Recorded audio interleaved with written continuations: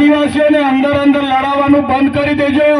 જે રીતે તમે લોટો લઈને આવ્યા છો એ રીતના લોટો લઈને પાછા અમે તમારા વતનમાં રવાના કરી દઈશું।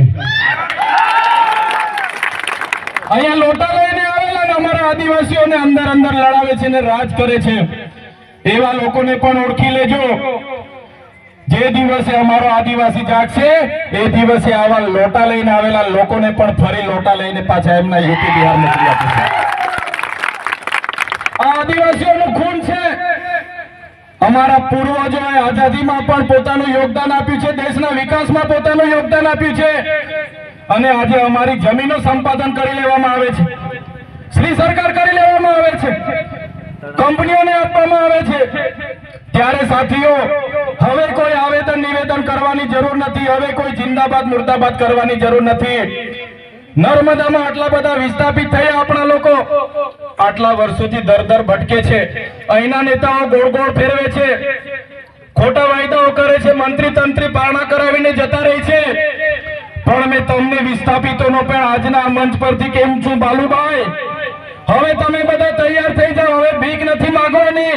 આ લોકો જો નર્મદા વિસ્થાપિતોને યોગ્ય ન્યાય નહીં આપશે, આવનારા દિવસોમાં નર્મદા કેનાલ બંધ કરી દઈશું। તૈયાર થઈ જાઓ,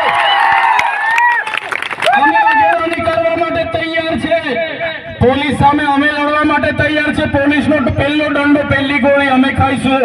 પણ જો નર્મદા વિસ્થાપિતોને ન્યાય નહીં આપશે, પણ જો નર્મદા વિસ્થાપિતોને ન્યાય નહીં આપશે, આવનારા દિવસમાં નર્મદાની કેનાલ બંધ કરવા માટે અમે જવા તૈયાર છે।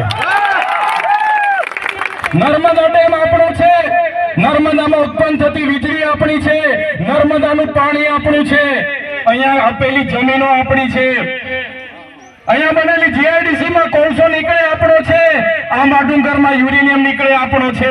જ્યારે અમારા આદિવાસી બાળકોના શિક્ષકોની વાત આવે, જ્યારે અમારા રોડની વાત આવે, જ્યારે અમારે પીવાના પાણી માંગવા જવાનું હોય તો ભિખારીની જેમ હવે જવાનું નથી। પણ સાથીઓ હવે તૈયાર થઈ જાઓ, અમે આગેવાન કરવા તૈયાર છે, બસ તમારે સહકાર જોઈએ છે।